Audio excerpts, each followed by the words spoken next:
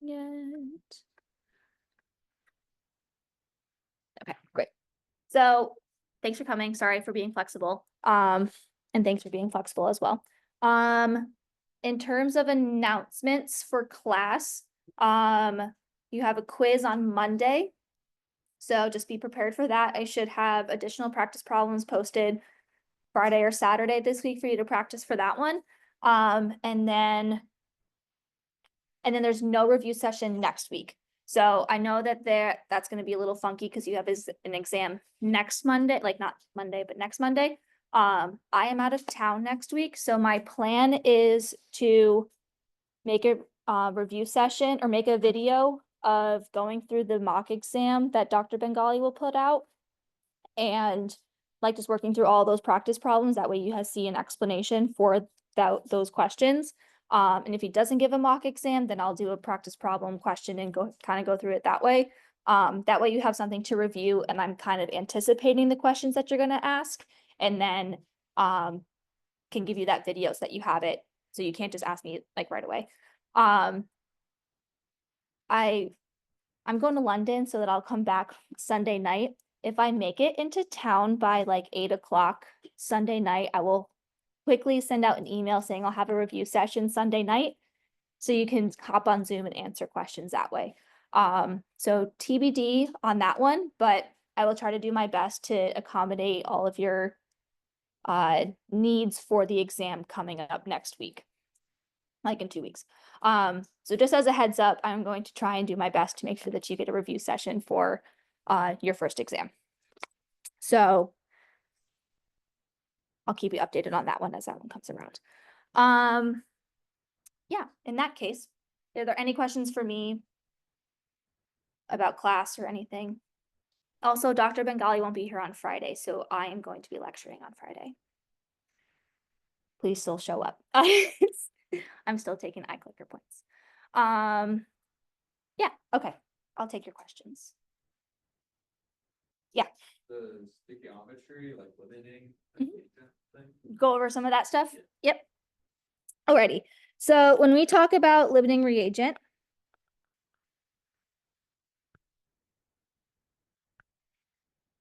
right, we are looking at our chemical reaction. What does it mean to be a limiting reagent? It's whatever you use up the first, right?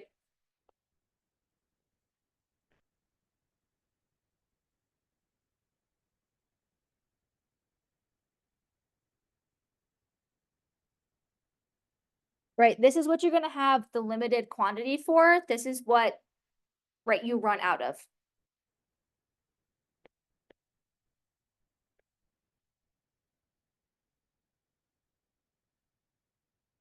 Okay, so at the end of the reaction, you have none of this left.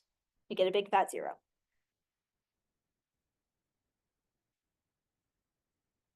Right, so if you're baking a cake, right, and it requires 1 cake mix, 3 eggs, and a cup of oil, and you have only 3 eggs, but you have 4 cake mixes and 2 cups of oil, right, your eggs are going to be your limiting reagent. That's going to get used up first. Okay, and it's the same thing for a chemical reaction. You have ingredients that are going into a chemical reaction. You can only make so much as what that least amount of thing that you have. Alrighty, so if we have just a general reaction,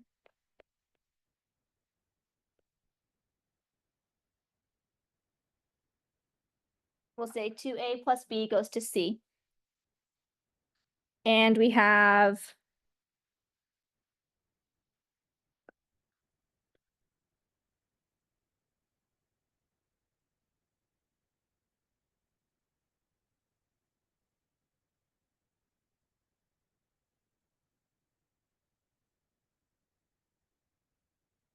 right, we can ask, we have 1 mole of A and B. What is your limiting reagent? Right, this can just be the simplest form that you have.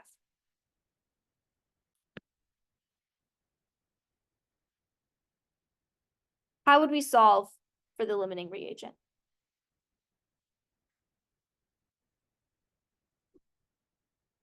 Yep, we need to use our stoichiometric ratios, right? So we always are starting off where we have 1 mole of A, right? Because that's given to us from our question.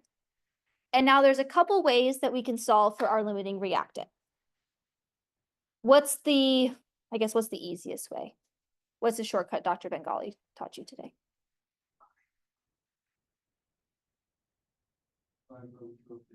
Right, you divide by the coefficient. So we have 1 mole of A, we would divide by what for A? 2, and that gets us to what? 0.5. And what would we do for B? We have 1 mole of B, divide by 1, and we have just 1. So which one here is our limiting reagent? A would be our limiting reagent. Right, so when you're just asked for the limiting reagent, you can solve for it this way. That's pretty straightforward. But sometimes they ask you more questions and you just need to find the limiting reagent first and then use that limiting reagent moving forward, right? So 0.5 is not really your answer if you're asked for something like that. I just identified the limiting reagent, this is fine. If we changed our question, instead of said, what is your limiting reagent, to instead, how much of C can be produced?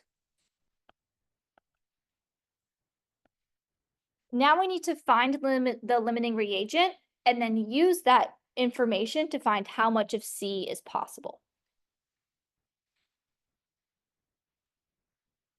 So let's pretend that we didn't use the shortcut, right? Let's pretend that we still need to find a limiting reagent. How I like to solve for limiting reagent is I like to say I have 1 mole of A, and now I'm going to use my stoichiometric coefficients to see how much of C could be produced if I used up all of my A. So for every 1 mole of A, if I have 1 mole of A, for every 2 moles of A, I need 1 mole of C. And so I can produce only 0.5 moles of C. And now I need to check that for B. Now I have 1 mole of B. For every 1 mole of B, I have 1 mole of C, so I can produce 1 mole of C.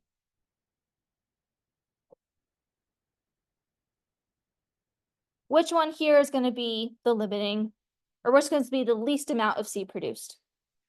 A produces the least amount of C. So A is our limiting reagent, and we can only produce 0.5 moles of C. Right, so we identify how much gets produced, and we identify our limiting reagent in the same span. Right, and we set this up so that you see that you solve for however much is produced, and whatever one is the least amount produced, that's the limiting reagent. Does that make sense for how you solve for it that way? Yeah, okay.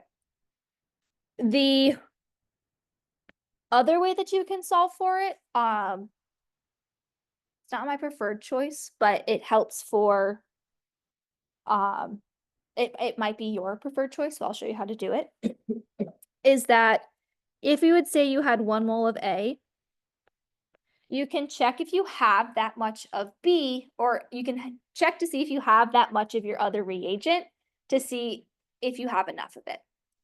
So we're saying if I have 1 mole of A, if I were to use all of it, I need to use my stoichiometric coefficients between my other reagent. And so I get 0.5 moles of B. So I'm saying that it's required to have 0.5 moles of B in order to use up all of A. Do you have 0.5 moles of B? Yeah, you do, right? You have 1 mole of B and you're only going to use 0.5, right? So you have enough B in order to use up all of A. If we have 1 mole of B, I need 1 mole of B for every 2 moles of A. So in order to use up all 1 mole of B, I need 2 moles of A. Do you have 2 moles of A? No, you do not, right? You only have 1. So can you use up all of B? Nope. So that means that your limiting reagent has to be A, right? So this would be how you determine limiting reagent that way.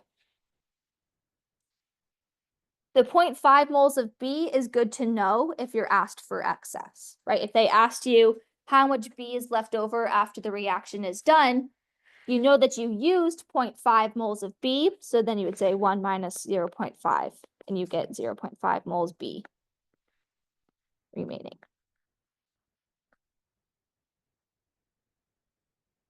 Do we see the difference between those 3 scenarios? No, I'm lost. Okay. We'll do some questions. Are there any questions? Probably a ton.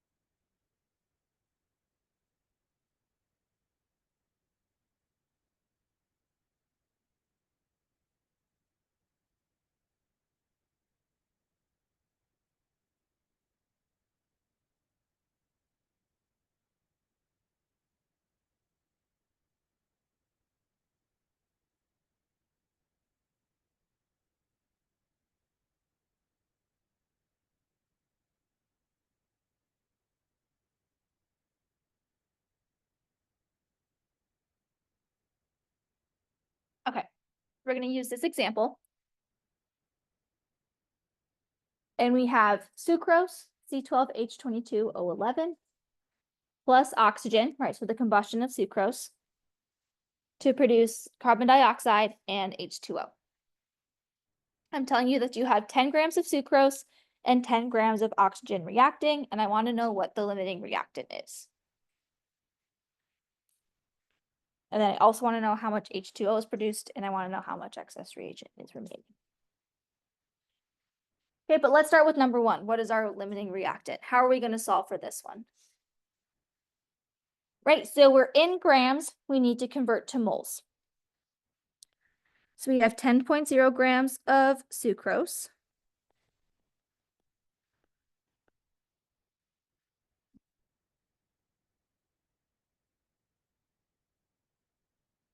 So in order to get to moles, we need our molar mass, and 1 mole of sucrose is 342.2965 moles.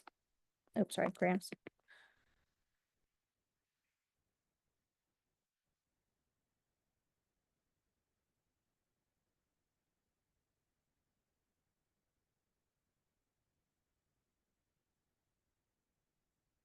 We end up with 0.0292 moles of sucrose.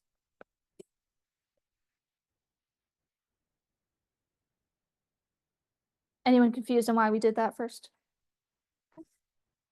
And then what about oxygen? Is there anything different that we need to do for that one? Nope, we're just changing the molar mass. So we'll have 10 grams of oxygen. And for every 1 mole of oxygen, that's 32 grams.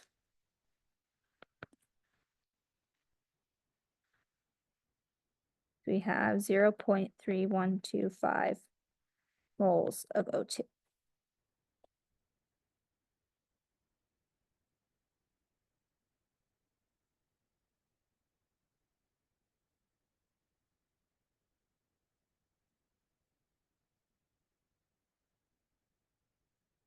Okay, questions so far?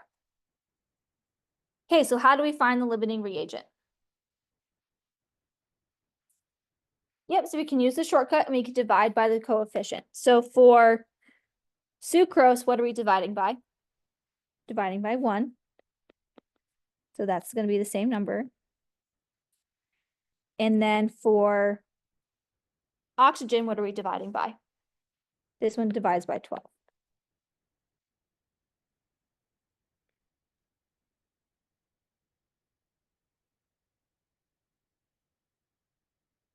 Yep. Doing that to have them both in terms of like 1 mole. Yes, this is the shortcut Dr. Bengali talked about in class today. You don't have to solve for the limiting reagent this way. There are other ways to solve for it if this doesn't make sense in your head. So you just by dividing by 12, you're getting like 12 moles of O2. Yeah. Pretty much. Yep. So which one is the smaller one? Oxygen. So which one's your limiting reagent? Oxygen is your limiting reagent.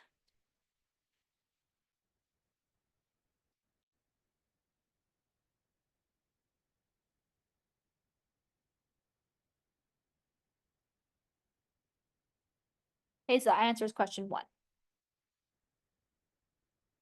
For question 2, I want to know how much H2O is produced.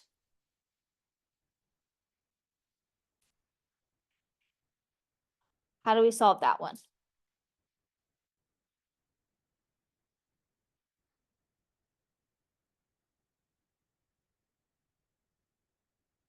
Yep, and how do you use that?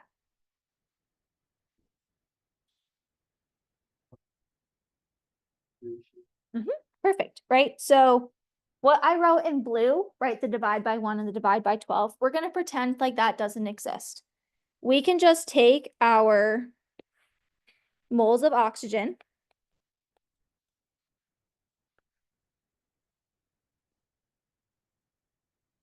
and using our moles of oxygen, we're going to use our balanced equation and say that for every 12 moles of O2, right, that was right. Yeah, for every 12 moles of O2, how many moles of water? 11. We have 11 moles of H2O.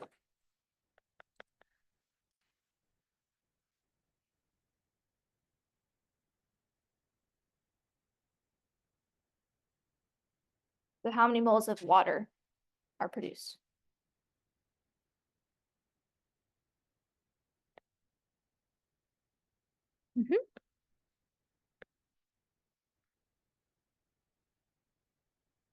If I asked her how many grams were produced, how would you get to grams?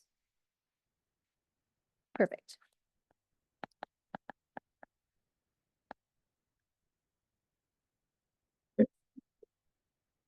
So we have 5.16 grams of H2O produced.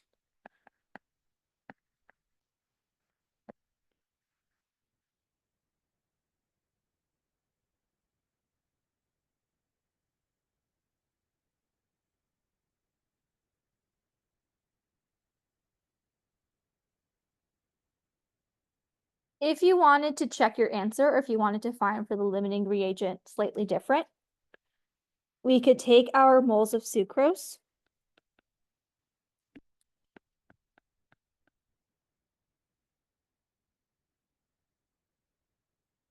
and if we'd use this coefficient, this is 1 mole of C12 H22O11 to 11 moles of H2O.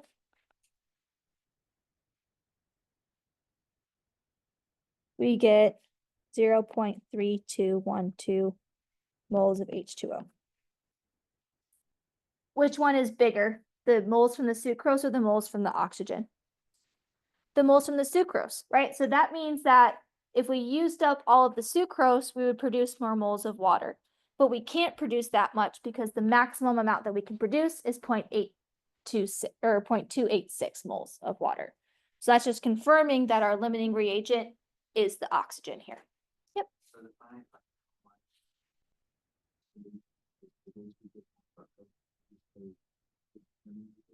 Yes. Yep. So if you're asked for like how much can be produced, that's based off of the limiting reagent and the minimum amount of stuff that you have. And this plays into like percent yield and theoretical yield because your theoretical yield is based off of your limiting reagent. Okay, any questions on question or like part 2 of this one? Do we see how we can also solve for the limiting reagent without using the shortcut? Yes, okay. So then for question 3, I ask how much excess reagent remains. How are we going to solve that one?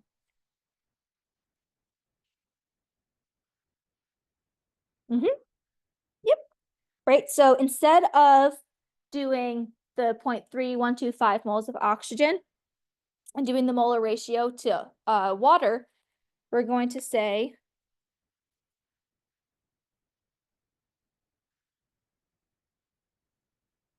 that for every 12 moles of O2, I need 1 mole of sucrose.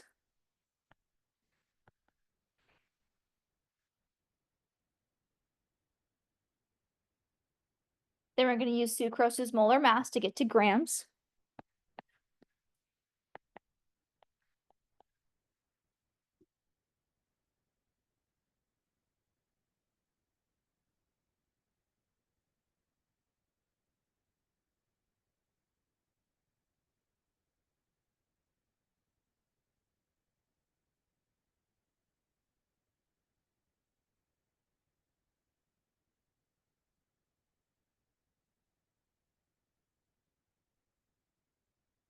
I got 8.914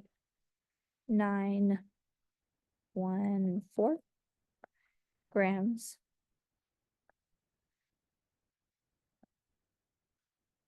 of sucrose. And what does that number mean?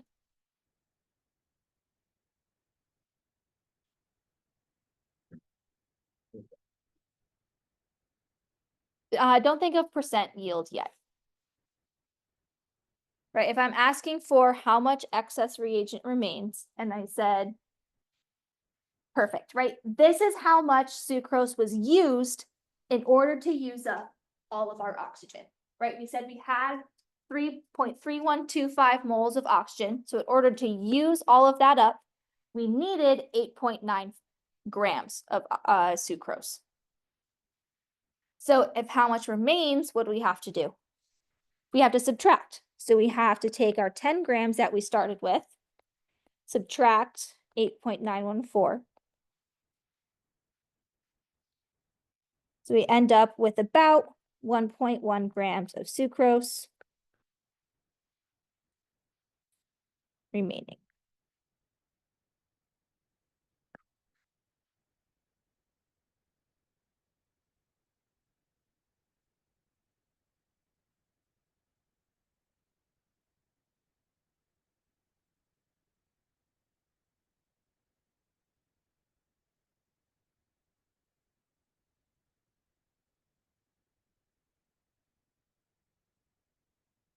Okay, does that make sense for those 3 questions there? Do you want to practice with another question?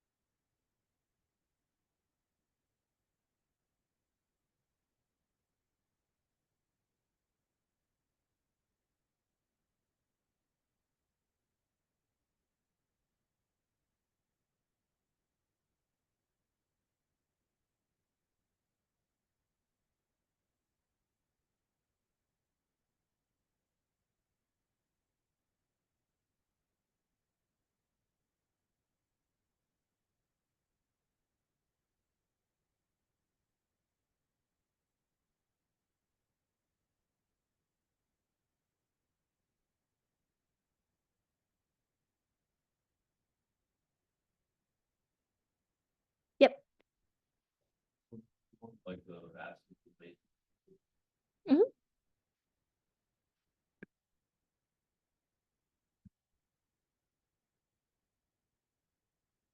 Okay, let's try this one. Okay, so you have aluminum and chloride forming aluminum chloride. And I want to know how many grams of aluminum chloride can be produced from 34.0 grams of aluminum and 39.0 grams of chlorine.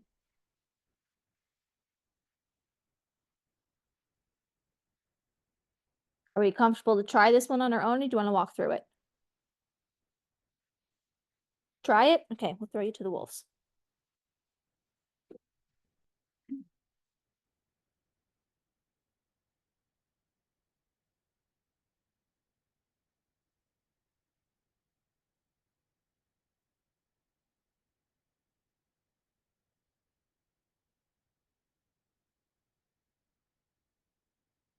What do you need to do first? Before you do that? You have to balance your equation. Yep.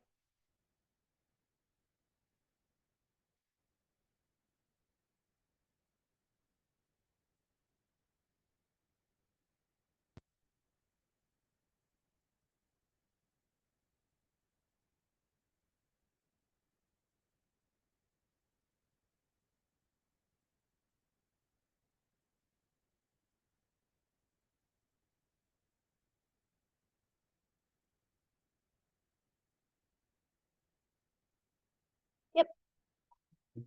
So they have like this where they don't say you need a balance, but you just have to. Yes. I think more often it'll come balanced, but I want you to get in the habit of checking to make sure that it's balanced. And that might be like a part A of the question is balance your equation, right?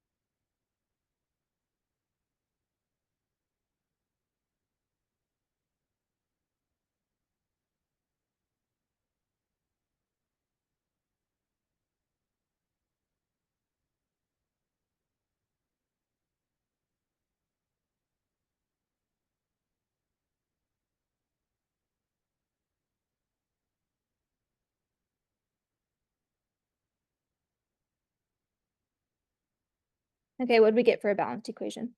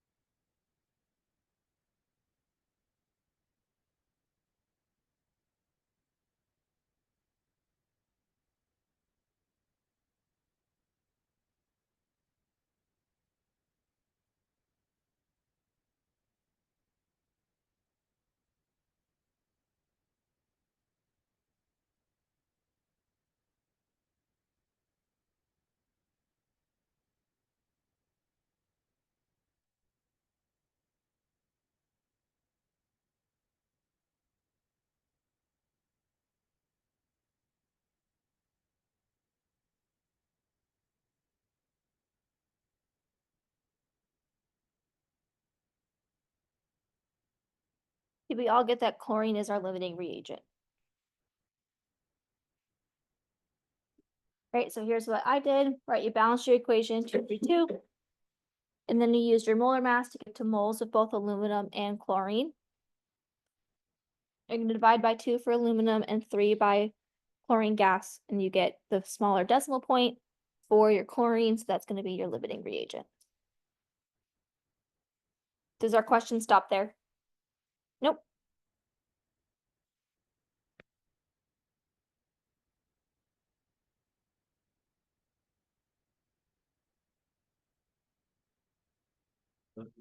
Make 0.183 moles of the compound. No, nope, so that 0.183 is just, we're just comparing numbers for that one. We're comparing 0.183 to 0.63. And that's just saying that we have less of chlorine. And so we don't want to use that 0.183 again. We just need to look that that is less than 0.63. We then go back to the red number of moles and use that from there. So the 0.55 only on a mole you can make of the compound, or? Nope, so the 0.55 is the number of moles of chlorine gas you're starting with. Okay, so then we'll use 0.55 moles of chlorine. We'll use the molar mass, or we'll use the stoichiometric ratio. So 3 moles of chlorine is equal to 2 moles of aluminum chloride.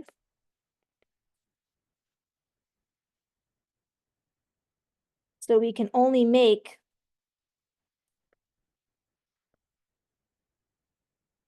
0.367 moles of aluminum chloride.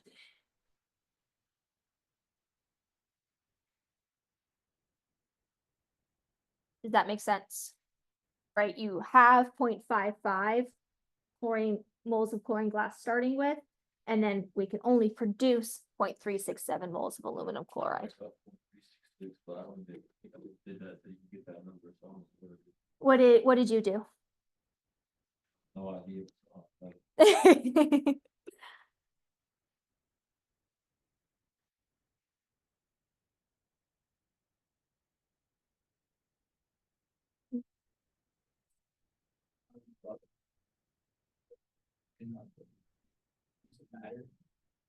Like this part here? Yeah. Yes, so this part matters because, right, ultimately they're asking how many grams of aluminum chloride can be produced.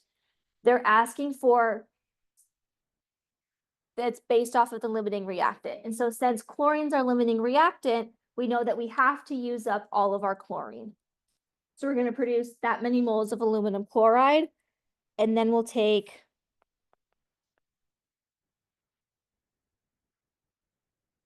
and multiply that by the molar mass. I don't know what that is.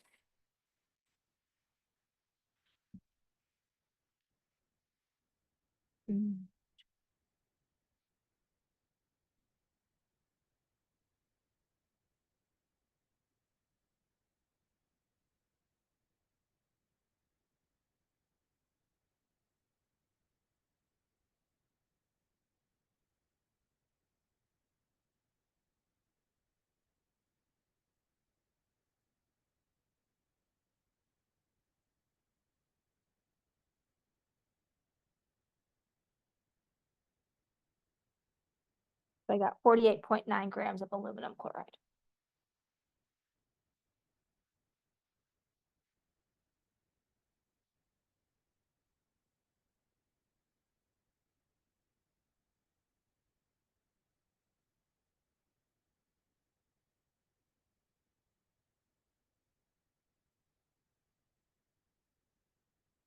Okay, questions on that? Does that help your original? Yeah.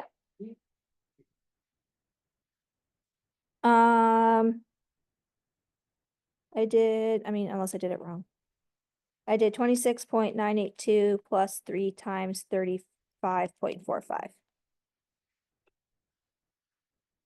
Okay. Yep. Does that help clear up some limiting reactant stuff? Yes, okay. And then just to kind of finish off where we left in class today, we talked about percent yield. What is the percent yield formula?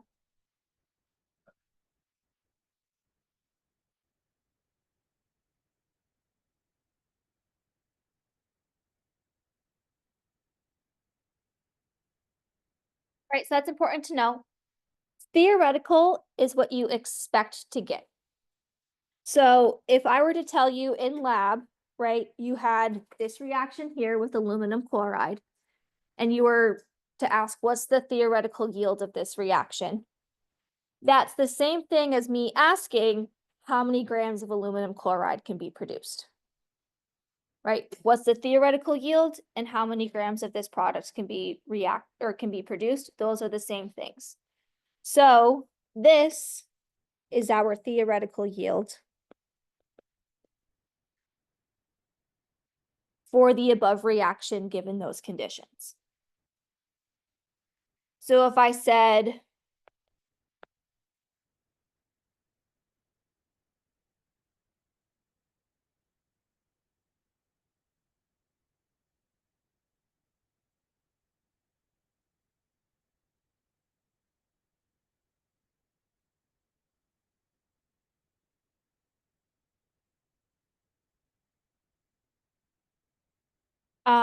in terms of the actual or the theoretical.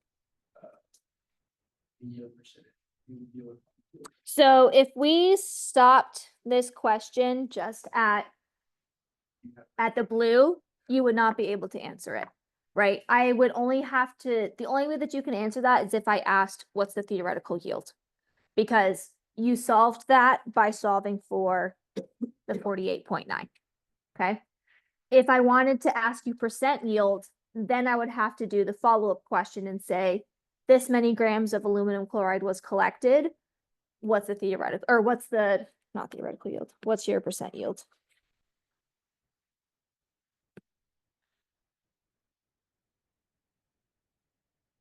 Right, and you need a little bit more information to solve for the percent yield. So in this case, how would you solve for a percent yield?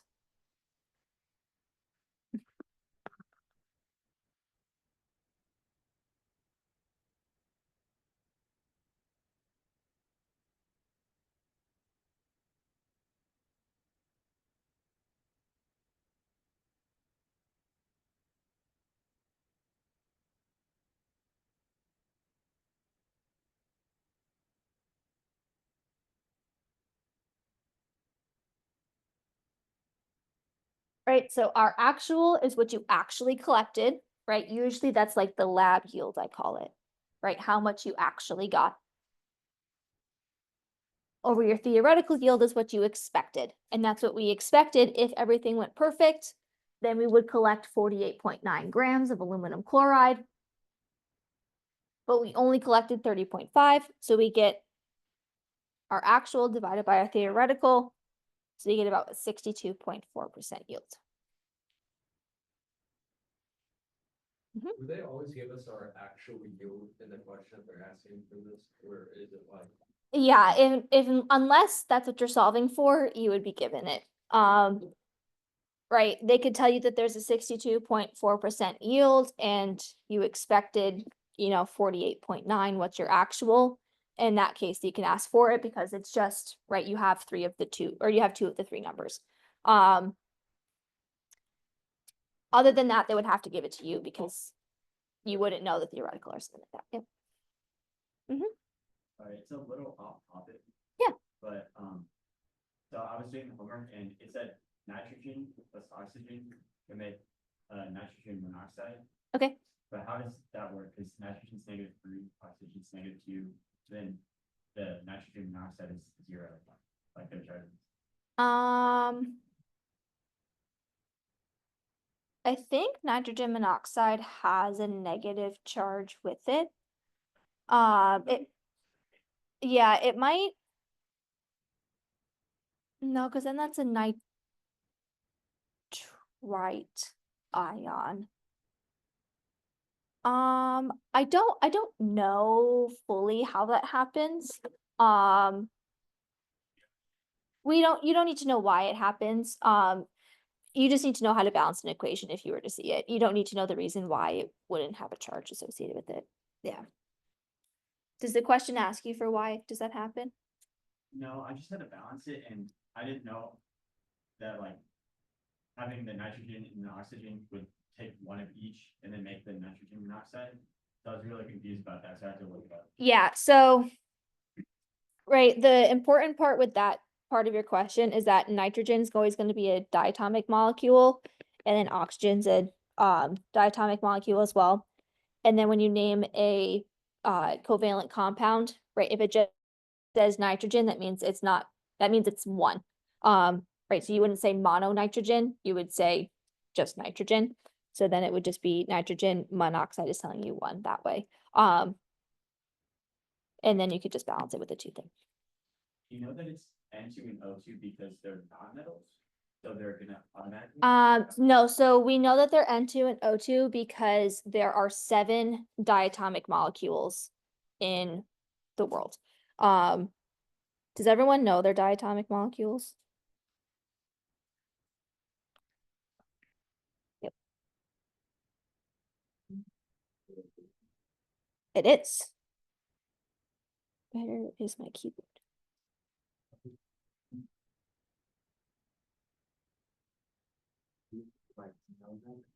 Yes, you do need to know your diatomics. So I'll show you a little trick in order to know them. So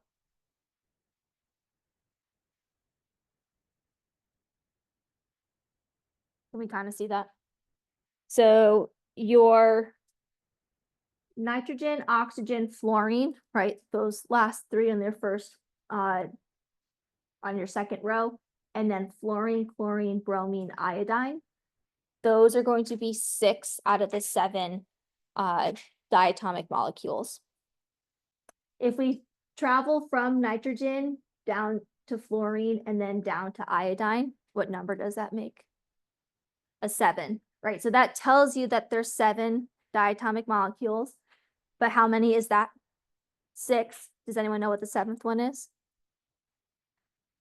It's your hydrogen pointing in the corner, right? So you have your corner and then your hydrogen. If you remember that there's 7, it's the 6 that make the 7, and then you just have to remember hydrogen. So whenever you see, right, that's why we always say a hydrocarbon is combusted with oxygen. It's always O2. It's never CH plus an O, it's always O2. Yep. The like families of elements, like their characteristics, like similar based on like column. Yes. Yep. So that's why like fluorine, chlorine, bromine, and iodine, all of those are diatomic molecules because they have similar properties. So it's not The horizontal, I mean, they're similar in this fact of their size. So their energy properties are pretty similar. And that's like the big thing with those ones. and then do we gotta like remember most like the charges and stuff of different whatever compounds or whatever. Your polyatomic ions, you should have a slight idea of them. That's like nitrate and ammonium, right? Or carbonate. But you are given your solubility chart. Yep, and you're given a periodic table. So, where would that be? I don't know. Do we get to use a calculator on this way? You do get to use a calculator. I don't know where he would put that here, so I'm gonna go to this other one and cheat a little bit.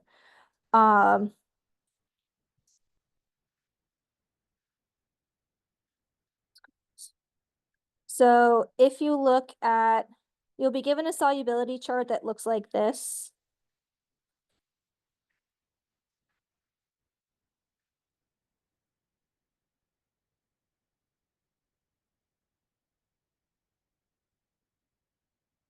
Right, you'll be given a solubility chart that looks like this. So these down here, right, phosphate, chromate, carbonate, they will give you your charges right there. You just need to recognize that if you see CO3 in parentheses, that it's going to be that -2 charge. So you don't really need to remember it because you always have a resource. That would be on that solubility chart, right? And then you have ammonium, the NH4 plus. That's there too. They don't tell us the names, they just give us the symbol. They would just give you the symbol, right in the compound they would give it, or they would say, you know, ammonium hydroxide, right? And then they might say NH4OH, or they'll give you the reaction for you. So you should be able to pair it up usually. And if not, it should be on this chart. The, CH3, CO. That's your acetate. It sometimes looks like C2H3O2 minus. Do we have stuff like that, stuff that's in like methane? Do we have what the compound is?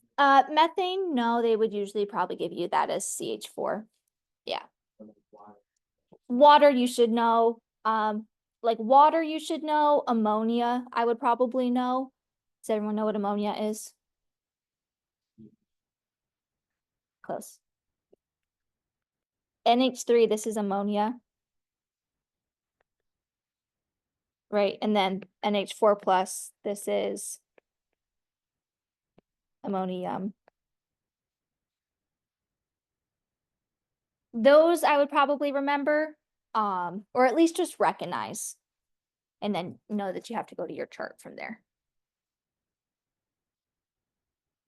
And then in terms of other charges, like you just need to know based off of the periodic table, what column it's in, what that charge would be. Is there another question? It charges based on the column. Yep. Oh, is that where it's like, So like,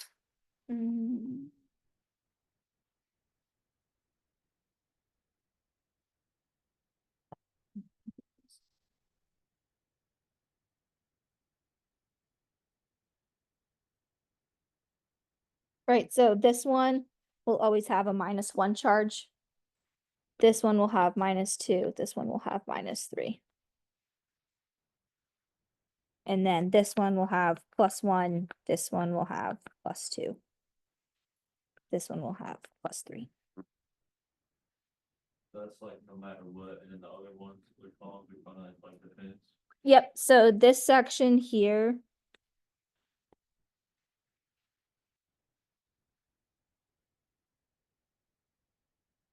This is, depends.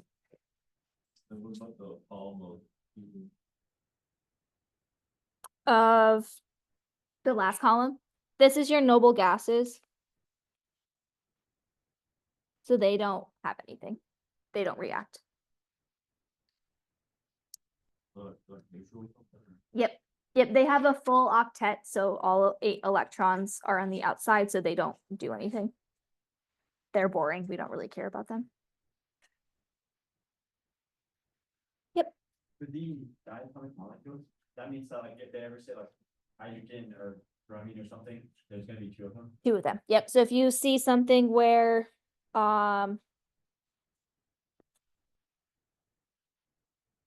like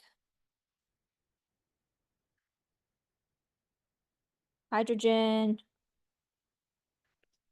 and chlorine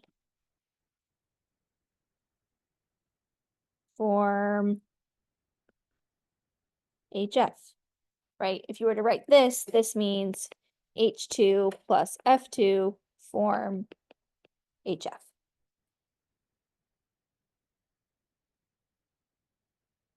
Right, when we looked at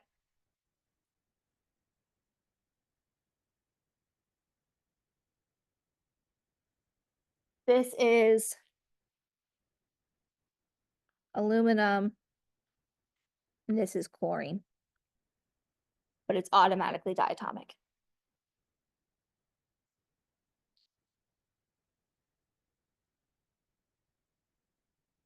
Great question.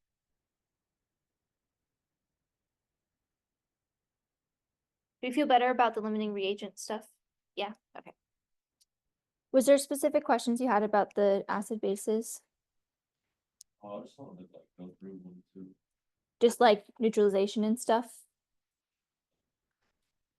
We didn't do much of that. Um, Yep, so for acids and bases, we're mostly looking at like precipitation reactions, right, and not net ionic equations. So when you have an acid and a base,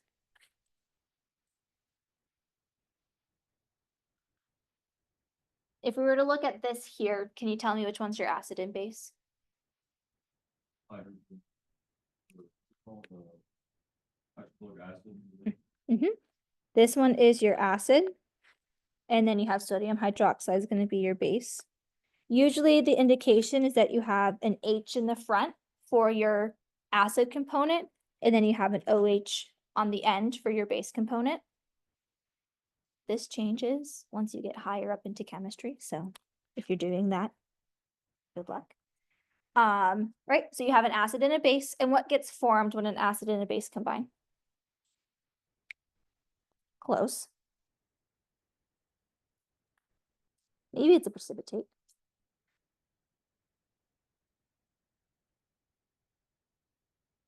So when we have two ions, right? If we were to split HCl, what does that split into? And what's the charge on hydrogen? Plus. And what's the charge on chlorine? -1. Right, we have HCl, so that's just H plus and Cl minus. And what does NaOH break up into? Na plus and OH minus, right? So we have our pairs there. You're then going to switch your cation with its respective anion, right? So right now, the cation of hydrogen is paired with chlorine. We're now going to pair our cation of hydrogen with the opposite anion, which is OH. Yep, and that's when it forms water. So this forms H and OH, and it forms Na plus and Cl minus. Acid and a base always form water, Always form a salt and water, water state or liquid. liquid state. Yep. So this would be H2O liquid and NaCl.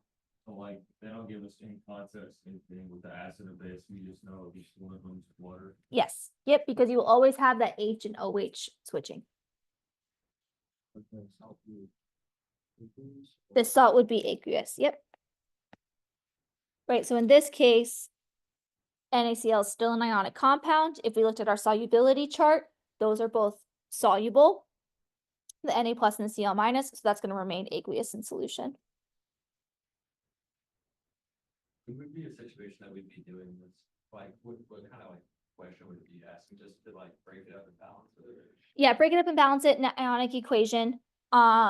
They could, you're going to be doing some stuff with like neutralization is what it's called.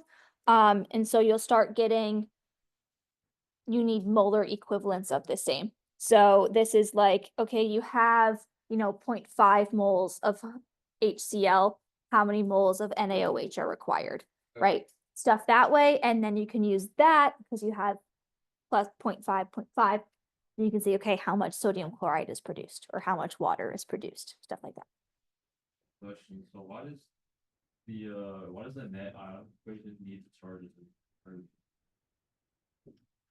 So the net ionic equation is telling you the chemistry that's actually happening, right? So if we break this up, which we did, into our ions, when we look at the left and right-hand side of the chemical equation, which ions look the same, right? So this is technically not H plus OH, this is technically H2O.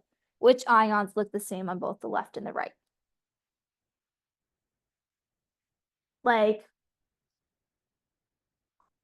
Like this chlorine minus, does that look like chlorine minus on the left and right-hand side? Yep, so this looks the same, so that doesn't matter. And then what else looks the same? This sodium does look the same, right? So we cancel those out because then at the very end, we get H plus OH minus forms water. And that's the chemistry that's happening that we care about, right? We're neutralizing, we're taking H plus out of solution, we're taking OH minus out of solution and forming water. So we're taking those ions and making something less ionic. So the net ionic equation tells you the important stuff. Yep. Now you said if it's acid, it starts with an H, and if it's a base, it usually ends with OH. Are we supposed to be able to recognize that? You should have an idea about that. So I think there was an equation, I think one of the iClicker questions was like an HNO3, right? That should have been, oh, I have an acid, let me break this up into H plus and NO3 minus, because I have an H in front of the NO3. The, Base, okay. I think for y'all's purposes, yes. The only one that I can think of that doesn't is NH3.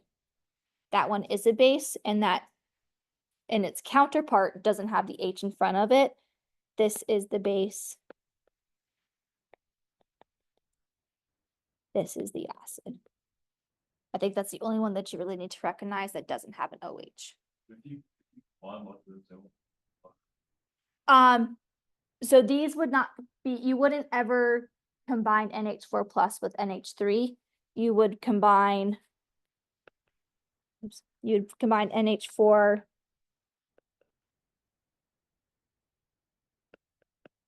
with, we'll say, water. And you form the base, and you form this H3O plus compound, and this is the H2O that you see. We haven't really talked about that too much yet. Just worry about the H's and the OH's for right now. so you can also do like the reverse with either acid with water or base with water to get the other one. Yes, yep. But that is more acid-base chemistry later in this semester. Right now, we're looking at neutralization, so that's an acid plus a base. An acid clearly as HBr and lithium hydroxide forming lithium bromide and water. Something like that.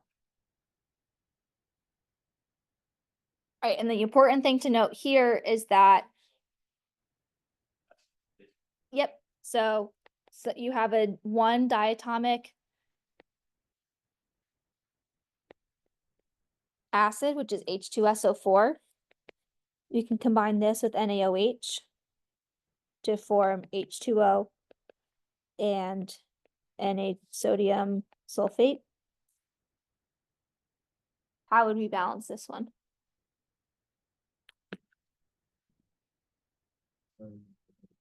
Yep. And then a 2 in front of the water as well. Right, so now this is saying for every 1 mole of sodium, for every 1 mole of sulfuric acid, H2SO4, we need 2 moles of NaOH. And that you can see in the net ionic equation, because this will break apart into 2H plus, SO4, 2 minus, 2 Na plus, 2 OH minus, 2 So H3O. acid base always aqueous, Yes, yep, then like other things could be aqueous too, just depending on what they give us. yes, yep, and that depends on the solubility chart. But if it's like solid or gas, it doesn't break down. Does not break up. Nope. Yes, right. Weak electrolytes don't break down all the way either. So, like HF is one that doesn't break up. You just need to know your 6 strong acids and 6 strong bases. Anything else is considered weak. Do we know our 6 strong acids and 6 strong bases? So, say it again. Yep. We have 6 strong acids. We have HCl, HBr, HI, HNO3, HClO4, and H2SO4.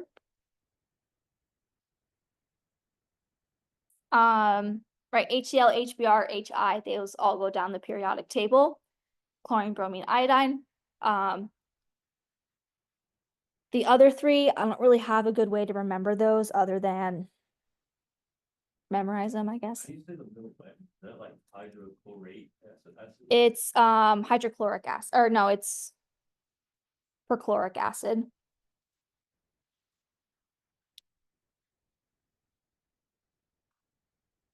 Yes, you have hydrochloric acid, hydrobromic acid, hydroiodic acid, nitric acid, perchloric acid, and sulfuric acid. And then your 6 strong bases are lithium hydroxide, sodium hydroxide, potassium hydroxide, calcium hydroxide, barium hydroxide, and strontium hydroxide. And I wrote it this way. Is this up? Strontium hydroxide and barium hydroxide. And I wrote it this way because this is how it looks on the periodic table. If you take away your OHs, the second period starts with lithium, sodium, potassium, move over to calcium, strontium, barium. And then you just need to remember you need OH next to all of them. So visually on the periodic table, you can see it make a zigzag of it just going toot, toot, toot. You said, like strong acid breakdown and like conduct electricity, like they, that with the bases too? Or is it- Yep. Yep. So if you just have a base, right, they're going to split into its ions. And so you have ions forming so that your electrons can transfer between charges. When you have, right, when you have your HCl and your NaOH, right now this is going to conduct a little bit less electricity because you're taking that H plus and OH minus ions and forming water. So you're taking them out of solution. Now you have just sodium and chloride. It's still going to conduct electricity, but maybe not as much as some other ones. So like. Thought it was only the acid and bases that do the conducting electricity. They do, and that's because some of the sodium and some of the, because the sodium and the chloride still remain in solution. Yep.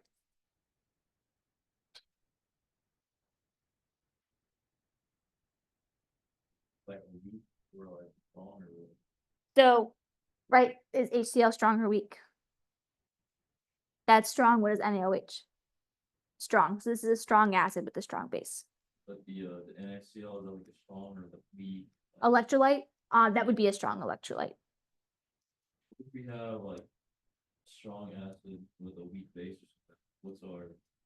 Yep, so then that's when it gets a little tricky. I don't think you need to worry about that too much right now. Right now we're just kind of focusing on the strong acids and strong bases. Later on in the semester, we might need to talk about the weak acids and weak bases with something else. Right now, I don't think you need to worry about it too much. Yep. So you said both the acids and the bases, if they're strong, they conduct electricity. Yes. Yep.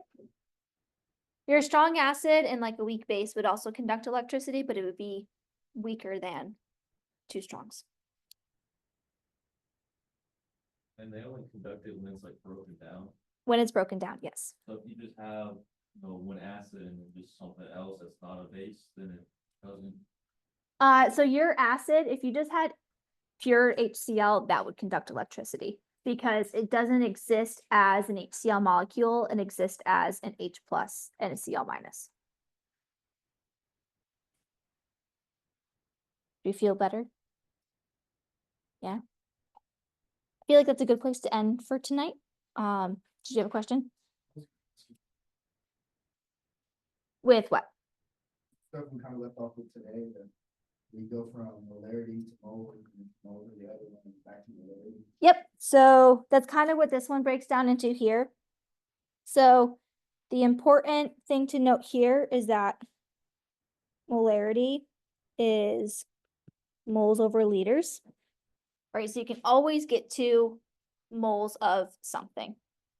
And we'll pick up with this clicker question on Friday too. But if you have, right, 500 milliliters of a 0.5 molar solution,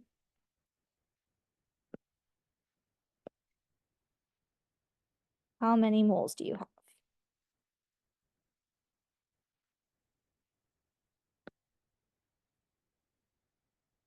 right? How would we solve this? Mm-hmm. Yep, perfect, right? So we have 500 milliliters and we have 0.5 molarity. This is saying that we have 0.5 moles over a liter, and we have 500 milliliters. You can't combine liters and milliliters, so we'll convert this to 0.5 liters. So then we could say 0.5 liters times 0.5 moles over liters. This now cancels. And we get 0.25. 0.25? I can't do mental math. It's past 7:30. Yeah, 0.25 moles of whatever we're talking about here, right? Once you're in moles there, right, think about that first question we did, or not maybe first question. Right. Yeah, we can do that. Think about the aluminum chloride now, right? Now, the first thing we did was we got out of grams and we put it into moles. The first thing we just did with that volume and molarity is get out of a wrong unit and put it into mole unit. Once you're in moles, now you can go through and use your molar ratio between your stoichiometric ratios between all of your products and reactants. And then you have some volume. So you can always get to moles, divide by volume again to get to molarity. So that's where that iClicker question was coming from at the very end. Does that make sense? A little bit, right? So Because you can take the mold we just found and apply to the ratio. yes, right? So if we had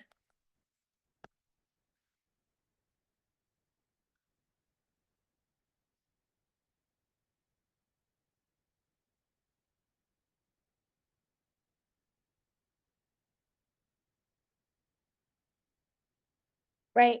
If this was what we had 0.5 molar and 500 milliliters, we're saying that we have 0.5 moles. So now we can use that and say, okay, I need 1 mole of NaOH, right? Because we need 2 times that amount. Or I'm going to produce this many something or whatever, right? Mostly with this, we're looking at how much of that counterpart, the acid or the base, whatever we don't have, do we need to neutralize it, which means get equal moles of both parts.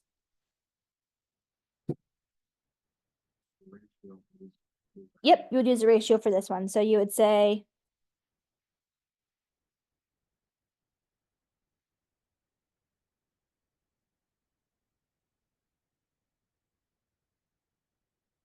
thank you, you too.